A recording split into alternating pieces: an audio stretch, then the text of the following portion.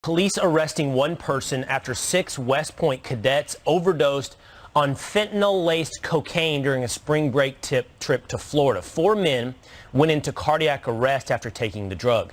Now listen to this. 2 others became exposed to the dangerous cocktail when performing mouth-to-mouth to the initial victims.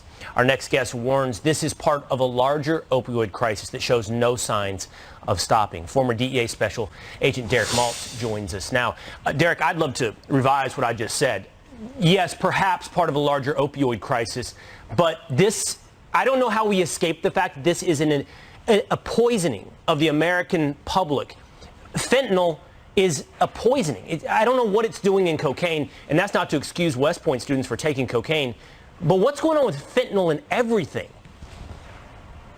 So, Will, thank you very much for talking about this important topic. We have 285 Americans dying every day. It's the leading cause of deaths among Americans 18 to 45 years old. So fentanyl is super powerful. It's made in labs in Mexico. The Mexican greedy cartels who are making billions of dollars are flooding our streets in America. And they really don't care, you know, mixing it in cocaine, mixing it in methamphetamine. We even had cases of fentanyl in marijuana. The bottom line is they're making billions of dollars and they're killing our citizens at record levels. And the White House is not talking about it. We don't have any public service announcements. And unfortunately, American families are suffering every day. Just imagine a Dreamliner 787 crashing every day of the week and killing everybody aboard the flight. The American public would be outraged, right? Right. Look back, you know, many years ago when Tylenol was poisoned. They put poison and 7 Americans died. But now our young kids are dying and nobody's even talking about it.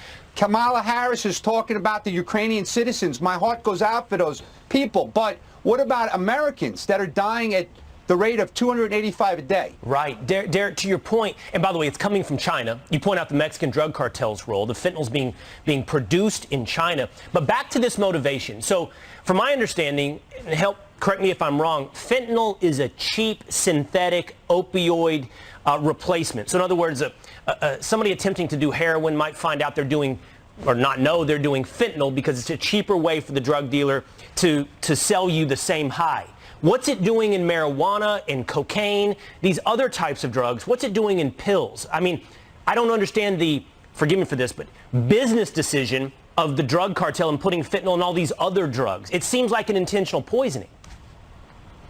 Well, there's a couple of theories, Will. Bottom line is the cartels are in the business to make billions of dollars, and they're succeeding. And now with the migrant smuggling, cash flow is off the charts. You got to remember as well, the Chinese transnational criminals are actually doing the money laundering now for the cartels. So the money is circulating very quickly back to the command and control in Mexico.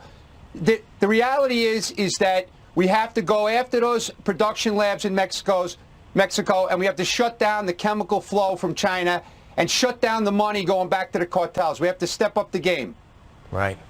And on top of that, it's so deadly that 2 of these students mouth to mouth to the other students, and they themselves end up poisoned and in the hospital.